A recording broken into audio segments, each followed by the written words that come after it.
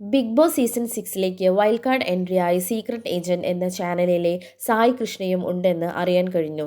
സായി ഉണ്ടെങ്കിൽ big boss ഹൗസിനെ വേറെ ഒരു തലത്തിലേക്ക് തന്നെ കൊണ്ടുപോകാൻ കഴിയും. ബിഗ് ബോസ് ഹൗസിൽ തന്നെ ഒരു ഗെയിം ചേഞ്ചറായി സായിക്ക് മാറാൻ കഴിയും. അതുമാത്രമല്ല, ബിഗ് ബോസ് സീസൺ 6ലെ ഓരോ എപ്പിസോഡിൻ്റെയും റിവ്യൂ തൻ്റെ ചാനലായിട്ടുള്ള സീക്രട്ട് ഏജന്റിലൂടെ പോസ്റ്റ് ചെയ്യാറുണ്ട്. ഓരോ വ്യക്തികളെയും നന്നായി പഠിച്ചിട്ട് തന്നെയാണ് സായി റിവ്യൂ ചെയ്യുന്നത്. സായി ജെന്യുനായി നിന്നാൽ നല്ലൊരു ഗെയിം കളിക്കാൻ സായിക്ക് സാധിക്കും. ഗെയിമിന് വേണ്ടി എന്തും കാണിക്കാതെ ജെന്യുവിനായി ഗെയിം കളിച്ചാൽ സായിക്ക് പ്രേക്ഷകരുടെ ഒരു വലിയ സപ്പോർട്ട് തന്നെ ഉണ്ടാകും. ജാസ്മിനെ പോലെ ആവരുത്. ബിഗ് ബോസ് ഹൗസിലേക്ക് പോകുന്നതിന് മുമ്പ് ജാസ്മിന് ഒരു വലിയ പ്രേക്ഷക സപ്പോർട്ട് തന്നെ ഉണ്ടായിരുന്നു.